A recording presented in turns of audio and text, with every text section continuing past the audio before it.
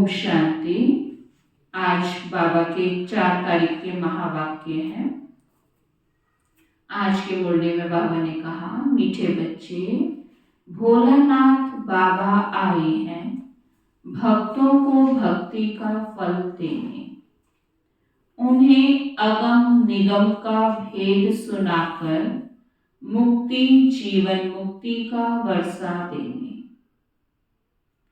प्रश्न है, 21 जन्मों के लिए राजाई पद की प्राप्ति किन बच्चों को होती है? प्रजा में कौन चाहते हैं?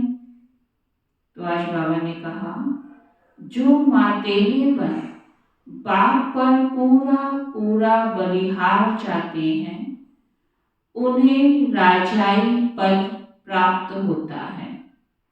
और जो सौतेले हैं, बलिहार नहीं चाहते हैं, वो 21 जन्म ही प्रजा में चले जाते हैं।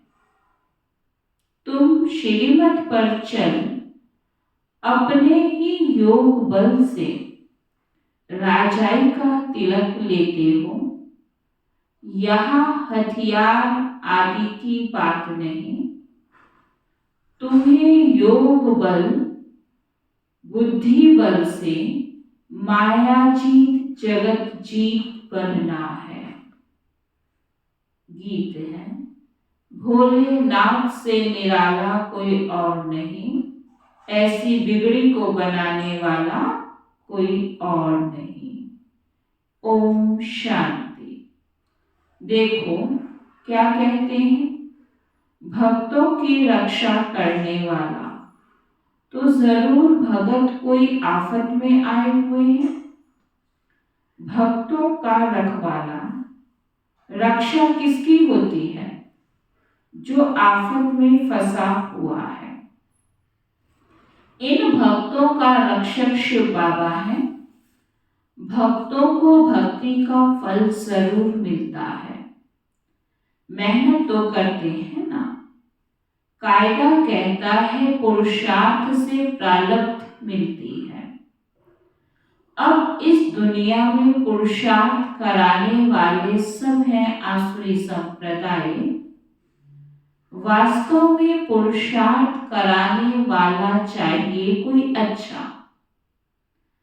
सच्चा पुरुषार्थ सिर्फ एक भोलानाथ बाप ही कराते हैं।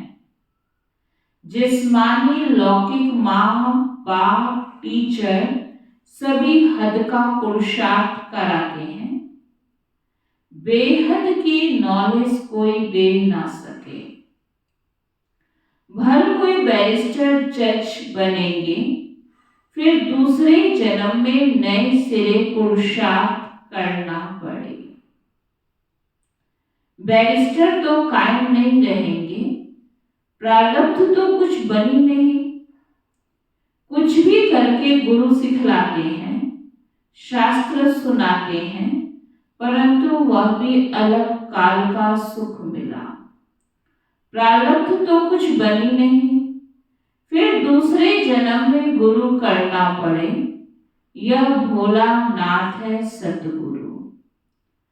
सतगुरु हमेशा सत्य ही बोलता है, वही आकर सत्य कथा सुनाते हैं।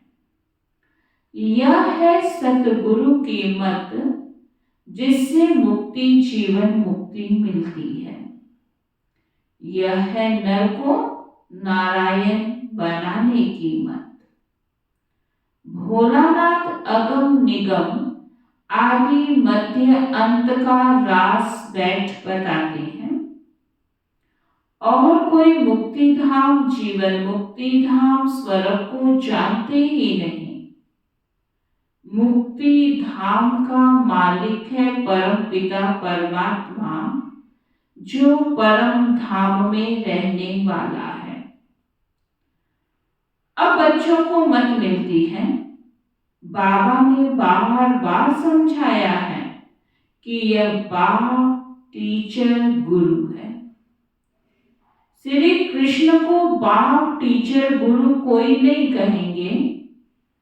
अब बाबा जबकि सच्चा रास्ता बताते हैं तो फिर झूठा छोड़ देना चाहिए। गुरु शुरू हुए हैं द्वापर से, सतयुग त्रेता में गुरु होते नहीं। माता गुरु ने ज्ञान अमृत पिलाए स्वर्ग बनाया, फिर वहां गुरु की दरकार नहीं। अब देखो तुम बच्चों को कितनी अच्छी मत देता हूं।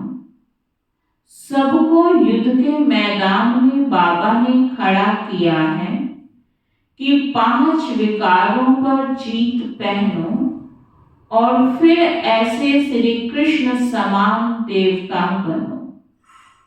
हम जानते हैं यह श्री कृष्ण माया जीत बन जगत जीत अर्थात जगत का प्रिंस बना। तो बाबा ने श्री कृष्ण का चित्र हाथ में उठा के बच्चों को समझाया। तुम बच्चियां जानती हो कि हम युद्ध के मैदान पर हैं। माया जीत जगत जीत बनना है। जैसे श्री कृष्ण जो फिर श्री नारायण बना, फिर उनके साथ और भी सारी राजधानी थी, तो वह सब जरूर युद्ध के मैदान में होंगे। 5000 वर्ष पहले यह श्री कृष्ण भी अपने अंतिम जन्म में युद्ध के मैदान में थे।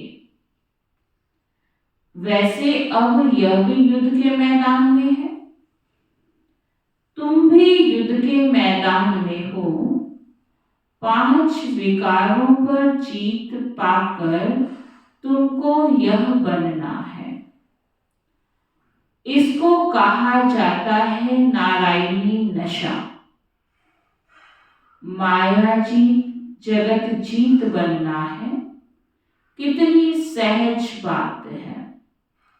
सिर्फ एक द्रौपदी तो नहीं थी, सब माताएं द्रौपदियां हैं।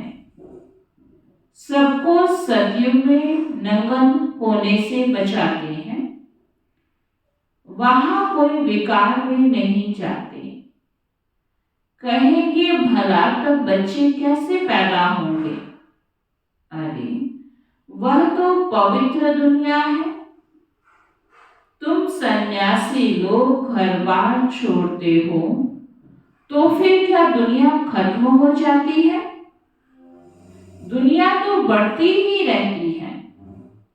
सन्यासी जानते हैं पवित्रता अच्छी है, विकारों का सन्यास तो अच्छा है।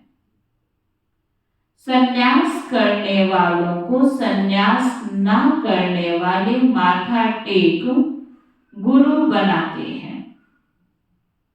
उस सच्चे सद्गुरु द्वारा यह माताएं गुरु बनती हैं, जिन्हों की ही विजय माला बनी हुई है।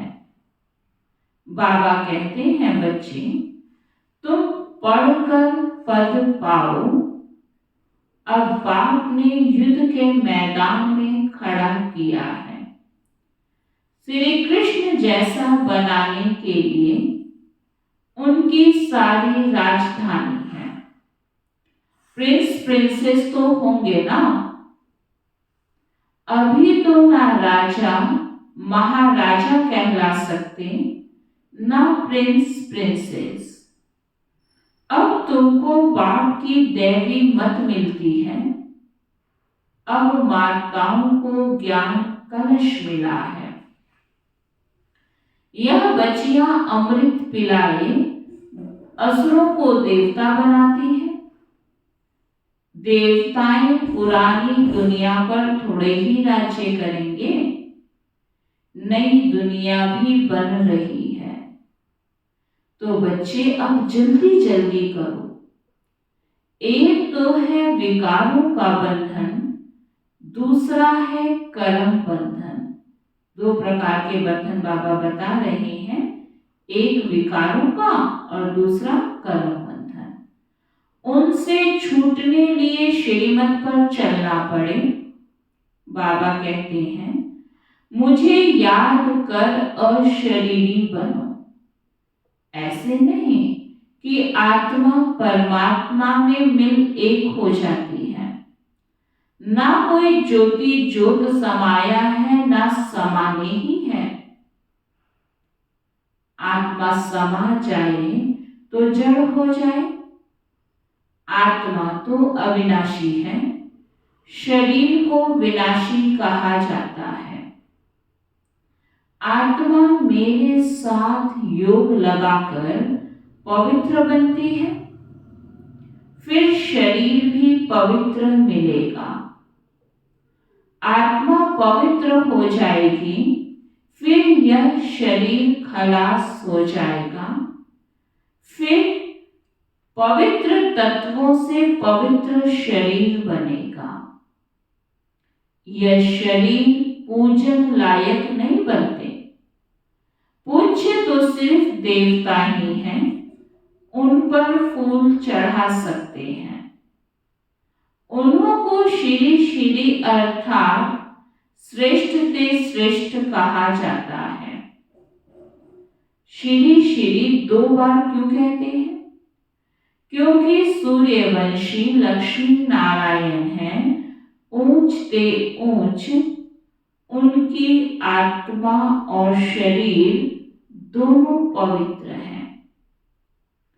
उन्हों को 16 कला संपूर्ण कहेंगे।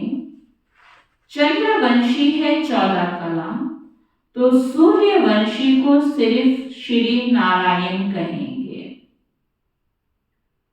बाबा कहते हैं लक्ष्मी नारायण को ऊंच टाइटल मिलता है। श्री श्री लक्ष्मी, श्री श्री नारायण। वह है महाराजा महारानी और राम सीता है राजा रानी। नंबरवार जो जैसा बनता है उनको ऐसा टाइटल मिलता है। यहां भी महाराजाएं और राजाएं हैं। बड़े को महाराजा कहा जाता है। राजाएं महाराजाओं के आगे सिर झुकाएंगे। महाराजा पहले हैं, राजा पीछे हैं। तो अब श्रीमत पर चलना है। श्री श्री जगत गुरु रुद्र माला है ना।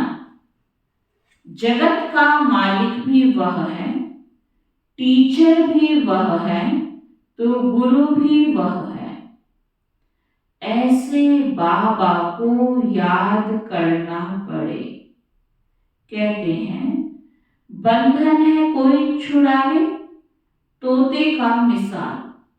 अरे भगवान कहते हैं मैं तुमको अब लेने आया हूं, तुम क्या करो, सिर्फ उंगली पकड़ो। जैसे तोता नलके पे बैठा और कहता है तोता राम नलके पे मत बैठो। ऐसे बाबा कहते हैं कि अभी देखो बाबा आया है बच्चों को क्या करने, साथ ले जाने के लिए। वह जो कहे सो करो, पवित्र तो जरूर बनना पड़े। इस कब्रिस्तान को क्या याद करना है, रहना भर यहाँ है, परंतु सिर्फ बुद्धि योग वहां लगाना है। इसको कहा जाता है शांति धाम सुख धाम को याद करना। नष्टो मोहा भी बनना है। वह है पतियों का पति, बापों का बाप, गुरुओं का गुरु।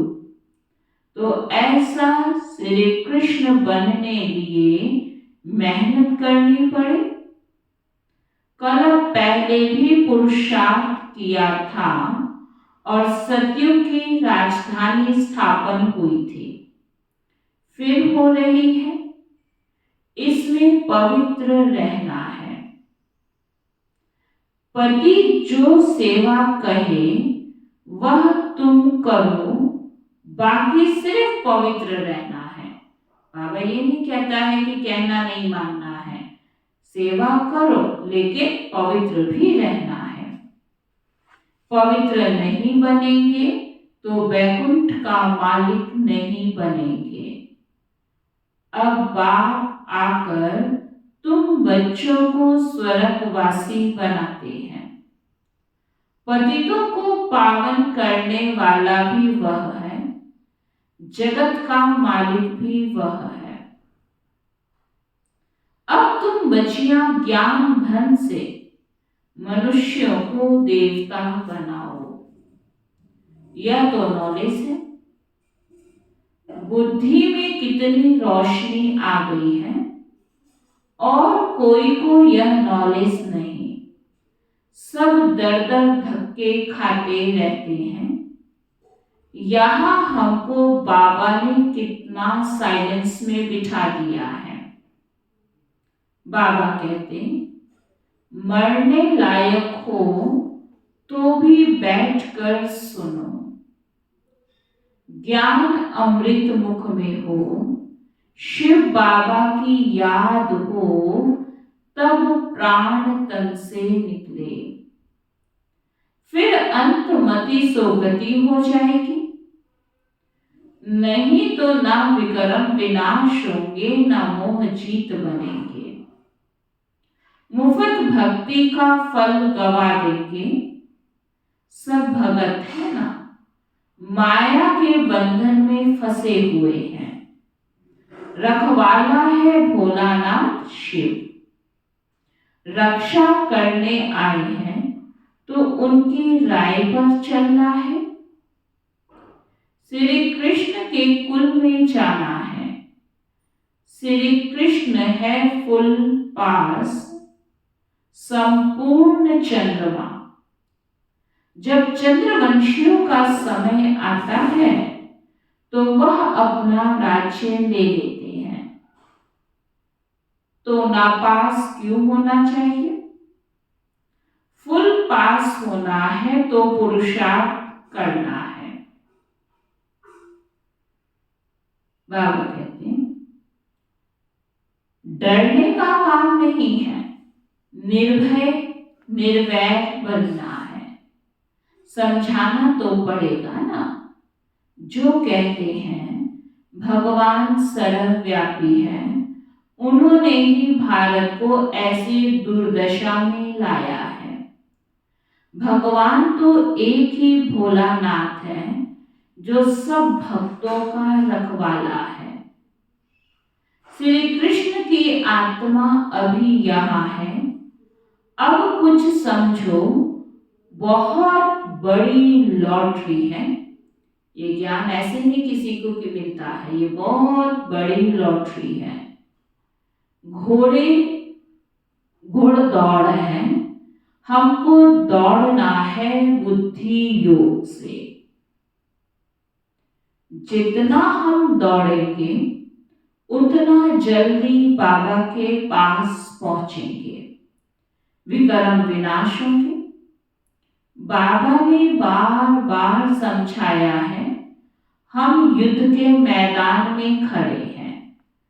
मनुष्य कहेंगे हथियार आदि कहाँ है जो सारी सृष्टि पर विजय पाएंगे। हम बुद्धि योग बल से मायाजी जगतजी बन रहे हैं। हम निष्ठा में बैठे हैं, अर्थात शिव बाबा की याद में है। बुद्धि वहां लटकी हुई है। पतियों के पति ने कहा है पतिव्रता बनना और कोई को याद नहीं करना। योग लगाते लगाते परिपक्व अवस्था को पाना है।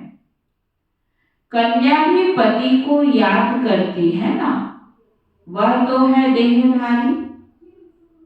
परमात्मा तो अशरीरी है, उनको बुद्धि से ही याद कर सकते हैं। देह अभिमान तोड़ देही अभिमानी बन जाएंगे। बुद्धि में चक्र तो फिरता रहता है। हम अपने स्वर्ग धाम जरूर पधारेंगे। सूर्यवंशी, चंद्रवंशी, फिर वैश्य, शूद्रवंशी बनेंगे। फिर बाबा आकर शूद्र से ब्राह्मण बनाएंगे। ऐसे ऐसे अपने से बात करनी है। बच्चे लोग बगीचों में जाकर पढ़ते हैं। तुम भी एकांत में बैठ शिव बाबा को याद करो। हमारा पुराना हिसाब किताब चुकतू होगा, फिर हम राज्य करेंगे। अभी हम युद्ध के मैदान में हैं, फिर हम भारत पर अटल अखंड सुख शांति का राज्य करेंगे। वी आर एट वार, हम सब लड़ाई के मैदान पर हैं। यह है सारी योग बल की बात, इनमें तकलीफ तो कोई नहीं। सिर्फ बाबा की श्रीमत पर चलना है, फिर ऑटोमेटिकली राजाई का तिलक लग जाएगा। वरदान मिल जाता है, आयुष्मान भव, पुत्रवान भव। वहां धन आदि सब अकीचार रहता है। पहले से साक्षात्कार होता है कि बच्चा आने वाला है। वहां मुख का प्यार होता है, विकार की बात नहीं, वह है ही निर्विकारी दुनिया। श्री कृष्ण देखो कितना फर्स्ट क्लास मीठा है। अब ऐसा बनना है। तुमको तो पटरानी बनना है। मीरा तो सिर्फ भजन गाती थी, उनको भगवान थोड़ा ही मिला, वह तो है भक्ति मार्ग। मीरा भी अभी कहाँ ना कहाँ है, उसने भी ज्ञान लिया होगा, अगर पक्की भक्तानी होगी। हम भी द्वापर से भक्ति करते आए हैं ना। बुद्धि से समझना है, शिव बाबा मैं आपकी हूं, आपसे पूरा वर्षा लूंगी। मैं आप पर बलिहार चाहती हूं, तो बाबा भी 21 बार बलिहार चाहेंगे। हम बाबा पे एक बार बलिहार चाहते हैं और बाबा 21 बार बलिहार चाहेंगे। अगर बलिहार नहीं जाएंगे, सौतेले बनेंगे, तो 21 बार प्रजा में आएंगे। बाबा कहते हैं, तुम मेरे को याद करो तो हम मदद भी करेंगे। मदद तो जरूर अपने बच्चों को ही करेंगे, दूसरे को क्यों करेंगे। अच्छा, मीठे मीठे सिकी लगे बच्चों प्रति, माता पिता बाप दादा का याद प्यार और गुड मॉर्निंग। रूहानी बाप की रूहानी बच्चों को नमस्ते। हम सब रूहानी बच्चों की रूहानी बाप दादा को दिल व जान सिकवा प्रेम से नमस्ते नमस्ते नमस्ते जी। अब सारी मुरली में बाबा ने धारणा के लिए कहा, माया पर जीत पाकर हमें श्री कृष्ण समान जगत जीत बनना है। इस युद्ध के मैदान में सदा विजयी बनना है, हार नहीं खानी है। श्रीमत से स्वयं को विकारों के बंधन और कर्म बंधन से मुक्त करना है। अशरीरी बनने का अभ्यास करना है। बुद्धि योग की दौड़ी लगानी है। ये बुद्धि योग की रेस है ना, तो बाबा कहते बुद्धि योग की दौड़ी लगानी है। वरदान है, चेहरे द्वारा संपन्न स्थिति की झलक और फलक दिखाने वाले सर्व प्राप्ति स्वरूप भव। चेहरे द्वारा संपन्न स्थिति की झलक और फलक दिखाने वाले सर्व प्राप्ति स्वरूप भव। संगम युग के ब्राह्मण जीवन की विशेषता है सदा सुख शांति के, खुशी के, ज्ञान के, आनंद के झूले में झूलना।